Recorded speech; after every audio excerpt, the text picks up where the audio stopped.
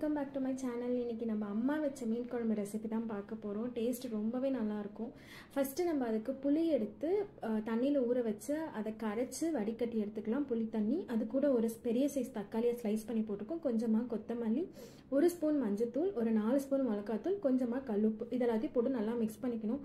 அம்மா சொல்லுவாங்க, எப்போவுமே வந்து மீன் குழம்பு, காரக்குழம்பு இதெல்லாம் வைக்கும் போது கையில் தான் தக்காளியெல்லாம் நல்லா பிசைஞ்சு விடணும், அப்போ தான் அந்த குழம்புக்கான கைப்போக்கம் வரும் அப்படின்னு சொல்லிட்டு சொல்லுவாங்க. ஸோ அதனால் கையில் நல்லா பிசைஞ்சிட்டு கடாய் வச்சு நல்லெண்ணெய் ஊற்றிருக்காங்க. நல்லெண்ணெய் செய்யுங்க, ரொம்ப நல்லாயிருக்கும். நல்லெண்ணெய் ஊற்றி கொஞ்சமாக கடுகு, வெந்தயம் போட்டு நல்லா பொரிஞ்சதும் எங்கள் அத்தை வந்து எனக்கு வடகம் செஞ்சு கொடுத்து அனுப்பிச்சிருந்தாங்க. ஸோ அந்த வடகை தான் போட்டிருக்கோம்.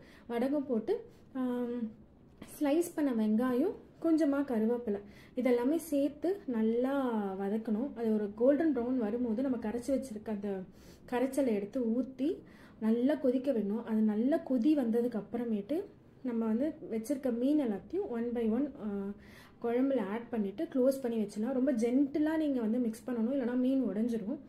ஸோ க்ளோஸ் பண்ணி ஒரு 7 to 8 minutes விட்டிங்கன்னா சூப்பராக ரெடி ஆயிரும். ரொம்ப நேரமும் கொதிக்க விட்டோம்னா மீன் கரைஞ்சி போயிடும். அதனால் கரெக்டான பதத்தில் எடுத்துடணும். கொத்தமல்லி போட்டு இறக்குனீங்கன்னா சூப்பரான மீன் குழம்பு ரெடி. கிட்ட மண்சட்டி இருந்துச்சுன்னா மண்சட்டியில் ட்ரை பண்ணி பாருங்கள், டேஸ்ட் அல்டிமேட்டாக இருக்கும்.